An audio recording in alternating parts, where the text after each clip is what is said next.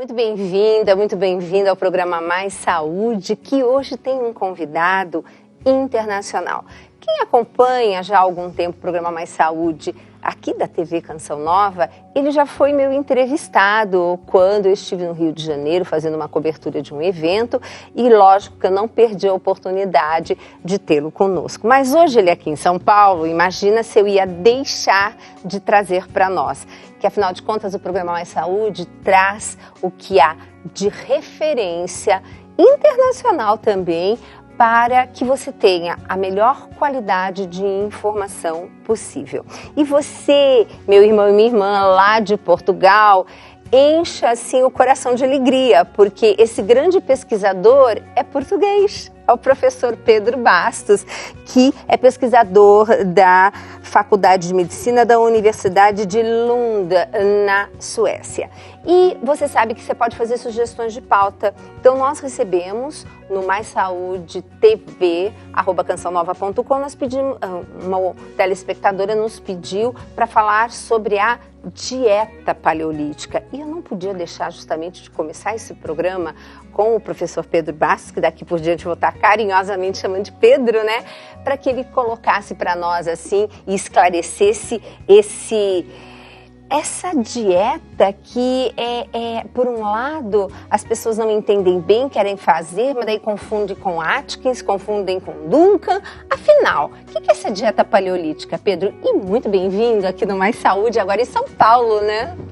Muito obrigado, Gisela, pelo convite e pela oportunidade de estar aqui hoje falando para os seus telespectadores sobre temas que tanto me apaixonam. O tema dieta paleolítica tem sido alvo de muita especulação, de muitas discussões que levaram até a que ele se tornasse um pouco banal e simplista e muitas vezes confundido, como você disse muito bem, com a dieta de Atkins, com a dieta Duncan e com vários outros tipos de dietas, nomeadamente dietas hiperproteicas ou dietas hiperlipídicas, dietas com baixo teor de carboidrato, dietas com baixo teor de carboidrato, com tão baixo teor de carboidrato que chegam a ser cetogénicas e, em alguns casos, até o inverso, que é com dietas só com alimentos crus. Então existe toda uma série de mitos em torno deste tema dieta paleolítica. Mas o que é que significa paleolítico em primeiro lugar? Paleolítico significa a velha idade da pedra. E o tema paleolítico, ou seja, a dieta do paleolítico, é algo que surgiu já faz mais de 30 anos pela mão de um médico norte-americano chamado Boyd Eaton, que publicou um artigo científico sobre esse tema numa revista de medicina muito conceituada. E o que ele disse nesse artigo foi o seguinte: nós, durante a maior parte do tempo na Terra, fomos caçadores-recoletores. Fomos caçadores-recoletores até o momento em que começámos a domesticar animais, domesticar plantas, nomeadamente cereais, e isso se caracteriza por um período de sedentarização da população. E a essa revolução, porque foi uma autêntica revolução, a revolução agrícola, ou seja, o início da agricultura, se chamou Neolítico, a nova idade da pedra. E o que ele, nesse artigo, referiu foi que, então, durante a maior parte do tempo na Terra fomos caçadores-recoletores e seguimos um determinado tipo de dieta e tivemos um determinado estilo de vida. A partir do momento em que chegamos ao Neolítico, toda a nossa dieta e também o nosso estilo de vida começaram a ser alteradas de forma significativa e foram sendo alteradas ao longo dos séculos. E as alterações mais profundas surgiram após a Segunda Guerra Mundial e ainda tivemos uma terceira alteração também muito profunda, que foi já uma alteração que surgiu na era moderna, ao longo do século XX. Então vamos caracterizar um pouco o que aqui foram essas grandes alterações. Então, durante o Paleolítico, nós não ingeríamos não havia uma única dieta do Paleolítico, isso não existia. Existiam várias dietas do Paleolítico, porque haviam vários povos que habitavam latitudes mais elevadas, outros que habitavam latitudes mais próximas ao Equador. Então, povos que tinham maior disponibilidade de alimentos tropicais e outros que tinham menor disponibilidade de alimentos, logicamente, tropicais, como eu referi. Então, alimentos que estão presentes em zonas temperadas. E outros tinham acesso a alimentos de origem marinha e outros não tinham acesso a alimentos de origem marinha. Então, logicamente, se você vivia na savana africana, a sua dieta era diferente daquele que vivia na floresta amazônica. E o que vivia na floresta amazônica tinha uma dieta diferente daquele que habitava as zonas costeiras. E os que já estavam em zonas mais a norte tinham uma dieta ainda mais diferente. Então não havia uma única dieta, mas haviam características comuns à dieta de todas estas populações. Não só características comuns à dieta, mas também ao estilo de vida. Então isso significa o seguinte, que a dieta era composta por alimentos de origem vegetal e de origem animal. Então os dois estavam presentes, era uma dieta omnívora, não era só carnívora ou só vegetariana, então os dois estavam presentes, mas as proporções de cada um variavam, como eu referi, de acordo com o ecossistema explorado por esses nossos antepassados. Mas era uma dieta em que os alimentos eram minimamente processados. E por outro lado, além da dieta, o estilo de vida era um estilo de vida que se caracterizava por atividade física regular, porque era fundamental para poder obter alimento, se poder proteger contra o inimigo, poder fugir de um predador, então para sobreviver. Por outro lado, o nosso ciclo circadiano era regulado pelo sol, o que significa que quando o sol se punha, normalmente estes nossos antepassados iriam dormir, e quando o sol nascia, se levantavam. Isso é algo que hoje em dia não é exatamente assim. Por outro lado, a exposição a poluentes ambientais era mínima. Por outro lado, o estresse era agudo e não crônico, como hoje ocorre. Então o estilo de vida e a dieta eram bem diferentes. A partir do Neolítico, tudo isso começou a mudar. Em primeiro lugar, com o Neolítico se começou a domesticar plantas e animais. Então plantas, estamos falando essencialmente de cereais. Então foi introduzido na nossa dieta, por exemplo, o trigo, que surgiu no Oriente Médio faz cerca de 10 mil anos, o centeio, que também surgiu no Oriente Médio faz cerca de 10 mil anos, o arroz, que surgiu no Sudeste Asiático, tem cerca de 10 mil anos, o milho um pouco mais tarde no México. Depois, além disso, surge também o leite de outras espécies, porque até à data só o leite da nossa própria mãe é que era ingerido, porque não havia animais domesticados, os animais eram selvagens, o que significa que era impossível ou muito difícil obter o leite de um animal selvagem, como é óbvio. Então só com a domesticação dos animais que se podeu começar a utilizar leite. Então só se começou a beber leite, a ingerir laticínios, há cerca de 8 a 9 mil anos, e que pode parecer muito tempo, mas se você pensar em todo o tempo que nós estamos na Terra como hominídeos, então como espécie, isso significa uma pequena percentagem do nosso tempo na Terra. E além dessas alterações na dieta, também começaram a surgir alterações no estilo de vida. Mas as grandes alterações, as mais profundas, surgem depois da Revolução Industrial. Porque com a Revolução Industrial passamos a ter açúcar disponível para todo mundo.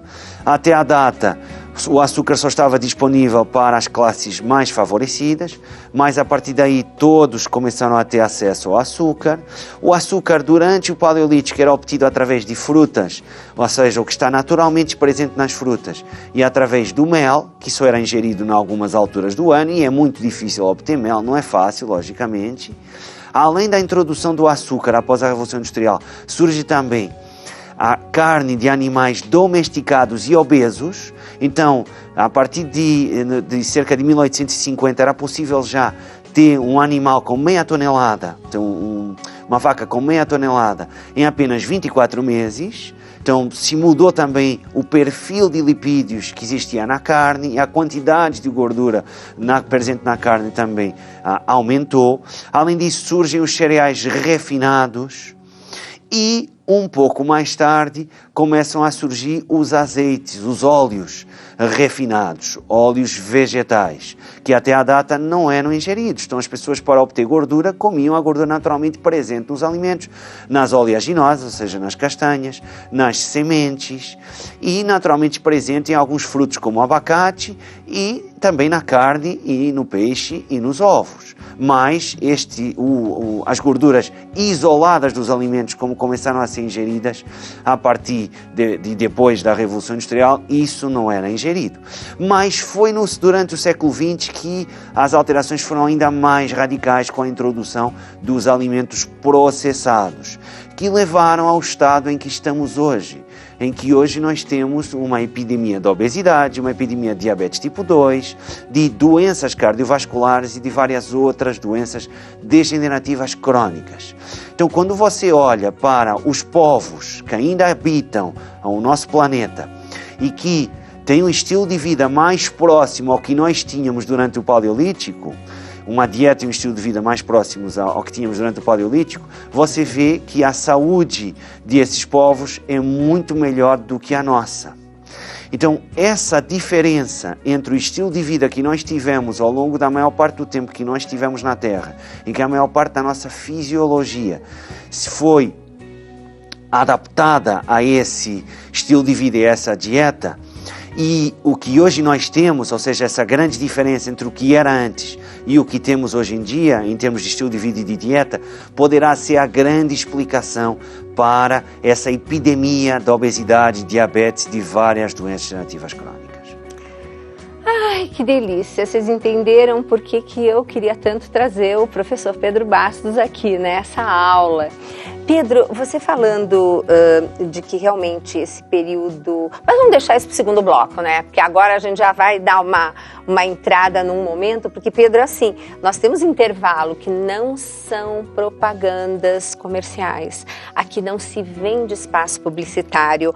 A Canção Nova, ela vive da doação generosa, espontânea de todos os meses. Então, nós temos a campanha dos 100%, cada mês é um valor e espontaneamente recebemos esses valores para completar essa obra. E é por isso que eu amo de paixão essa comunidade, porque a gente só tem um compromisso aqui, com a verdade. Então nós podemos estar falando tudo que nós estudamos, tudo que estamos vendo na ciência atualmente, porque não vai ter nenhum patrocinador atrás da gente dizendo não, mas essa informação não é adequada para o meu produto. Então nós vamos agora para um breve intervalo e nós vamos voltar, porque eu gostaria muito que no próximo bloco, Pedro, você comentasse a respeito de quanto tempo é a diferença entre aquele momento do Paleolítico e desse momento novo, né, quando começamos a domesticar os animais, porque as pessoas têm uma ideia que faz pouco tempo e não é bem assim, e que o nosso DNA deve ter mudado, né, para se adaptar a algumas coisas, mas isso o professor Pedro Bastos já vai entrando. E lembrando, você pode também estar ajudando essa obra através do material de evangelização da Canção Nova, que está disponível no departamento da Visa, era operadora 12 31 86 2600. Tem uma série de palestras nossas do Dr. Roque, livros. Isso é uma maneira também de você ajudar a chegar aos 100%. Mas já nós voltamos e com esse presente de Deus que foi a vinda do Pedro aqui para São Paulo e se disponibilizando nessa manhã, em vez de estar descansando, ele está aqui gravando com a gente. Deus te abençoe, assim, a sua generosidade e disponibilidade. Mas já nós voltamos. Continuando o programa Mais Saúde, que hoje recebe o pesquisador europeu, que por acaso é português. Você mora em Portugal, né, Pedro? Moro em Lisboa. Moro em Lisboa. Ai, que sotaque gostoso. Você sabe que nós temos muitos ouvintes de lá, né?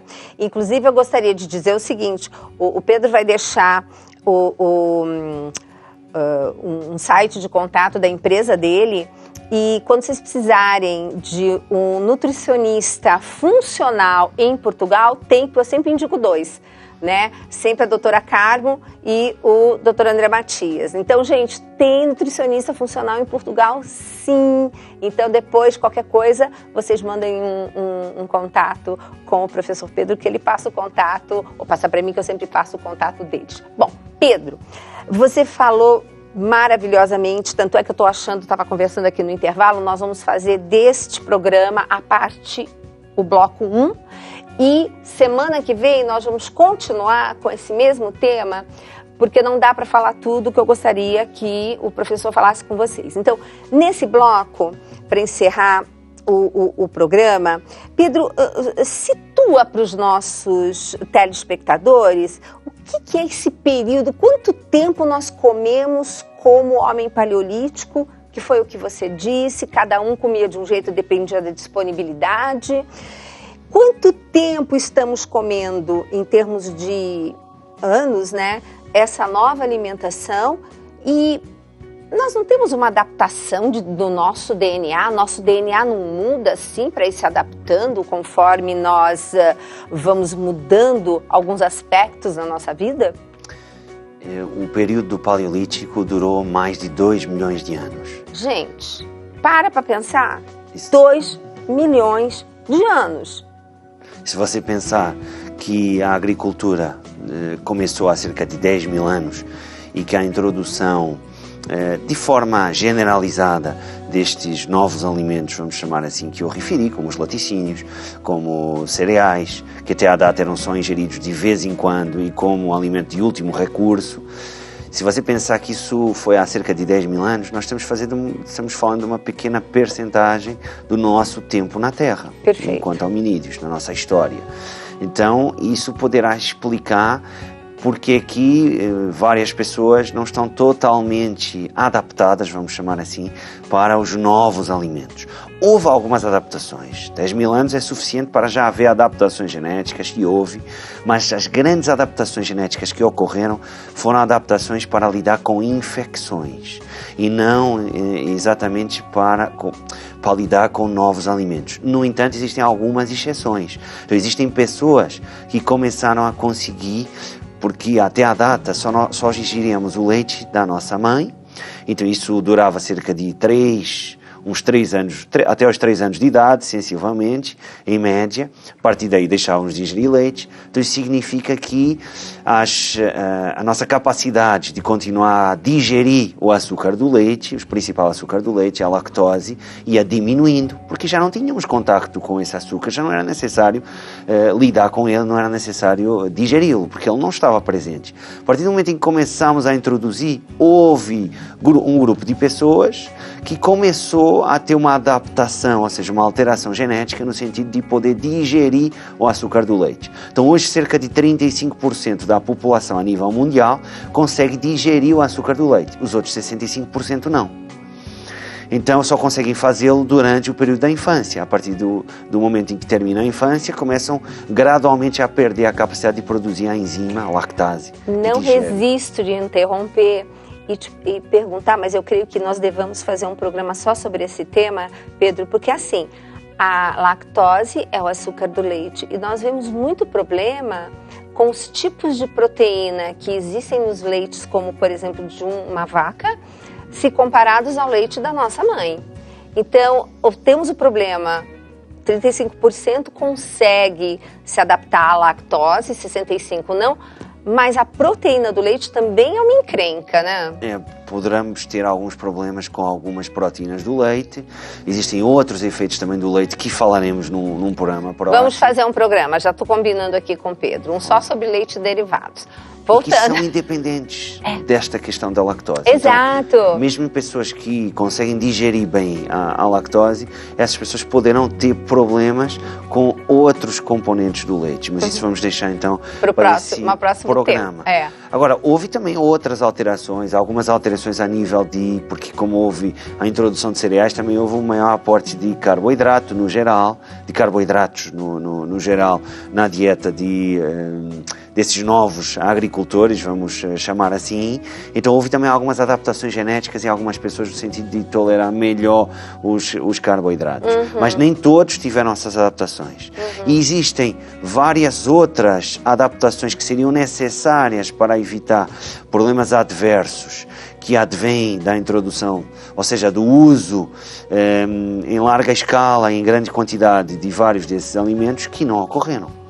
Então isso significa que grande parte da nossa fisiologia foi moldada durante o período do Paleolítico. Perfeito. E isso então nos faz pensar que talvez nós tentarmos voltar um pouco mais atrás. Não tem que ser comer como se comia durante o Paleolítico, porque isso é impossível hoje. Nem tem os mesmos alimentos, claro que não, exatamente. Então não é isso que estamos falando. Estamos falando é de tentar utilizar esse modelo como uma base para começarmos a introduzir algumas alterações na dieta, no sentido de obtermos uma dieta mais saudável. Sendo que a dieta de cada um tem que ser sempre personalizada, porque nós não somos todos iguais. Exato. E é aí que entra o papel muito importante do nutricionista para personalizar a dieta que será adequada a cada um. A cada um. Depende de vários fatores. Agora, vamos supor, aquela pessoa que está nos assistindo, Pedro, e que tem aquela típica alimentação ocidental, sobre a qual nós vamos falar depois no próximo programa. Como que ela poderia, o que seriam, digamos assim, as estratégias principais para tentar recuperar um pouco daquela alimentação saudável dos nossos antepassados e que nós geneticamente estamos mais aptos a, digamos assim, a ter melhores resultados com a nossa saúde com elas? Algumas pequenas alterações seriam reduzir a ingestão de cereais, substituir cereais por tubérculos e fruta. Então uma dieta com base no modelo paleolítico não tem por que ser uma dieta com baixo teor de carboidrato, então não tem nada a ver com uma dieta da Atkins, não tem nada a ver com uma dieta Dukan. Hiperproteica. Não tem que ser hiperproteica, não tem que ser hiperlipídica, não tem que ser baixa em carboidrato, pode ser tudo isso e pode não ser, depende. Isso não é o mais importante, porque aí o nutricionista é que vai depois definir o que é o mais adequado. Mas o mais importante é o tipo de alimentos. Então, reduzir os alimentos processados, tudo que vem em caixinhas, por exemplo. Tudo que compra em supermercado, de um modo geral. De um modo geral. Então, no supermercado, procurar a secção dos frescos. Então, procurar a fruta, procurar as hortaliças, procurar os tubérculos, procurar carne, mas carne que seja orgânica e de preferência de animais que sejam alimentados da forma natural, ou seja, por exemplo, de pasto e não com cereais. Procurar peixe, procurar ovos de galinhas que também sejam alimentadas dessa forma, procurar castanhas, procurar sementes, em vez de utilizar os óleos vegetais, como óleo de milho, óleo de girassol, procurar as castanhas e as sementes e quando utilizar um óleo, utilizar o azeite virgem extra, e aí eu faço a brincadeira, só pode ser azeite português. Mas essas estratégias, de um modo geral, já levam a pessoa no caminho de uma alimentação muito mais saudável do que aquilo que a maior parte das pessoas fazem, sem entrar em radicalismo. Sim. Falando em frutas, porque outro dia eu estava conversando justamente com um colega do Pedro, o André, né, que falou assim, o homem paleolítico comia fruta no verão para estocar gordura para o inverno, a grosso modo. E a fruta era pequenininha, era selvagem, era silvestre. Aí vem o homem, faz um morango deste tamanho, super doce, e começa a interferir, atraindo os alimentos para ficarem grandes e doces. E esse doce em carboidrato. É verdade, hoje em dia a fruta não tem nada a ver com a fruta que existia durante o Paleolítico e é por isso que eu também digo que não podemos voltar atrás e fazer uma dieta como naquela época, até porque, logicamente, nós vivemos numa era completamente diferente. Total.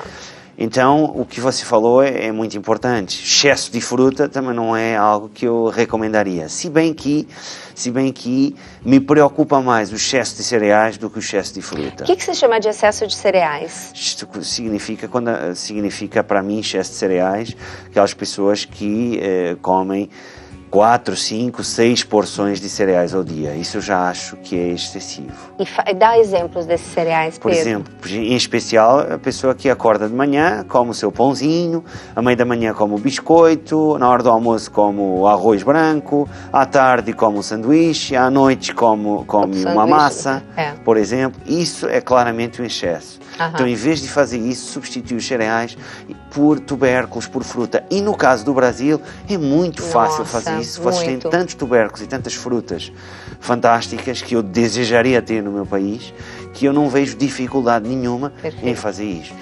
Pedro, já deu nosso tempo de fechar o primeiro programa.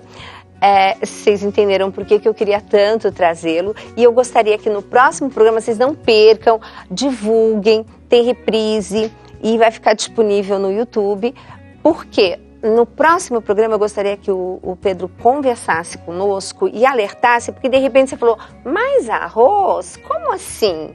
O arroz não é bom? Gente, o excesso, mas principalmente o Pedro vai explicar alguns detalhes metabólicos do que acontece quando a gente come em excesso.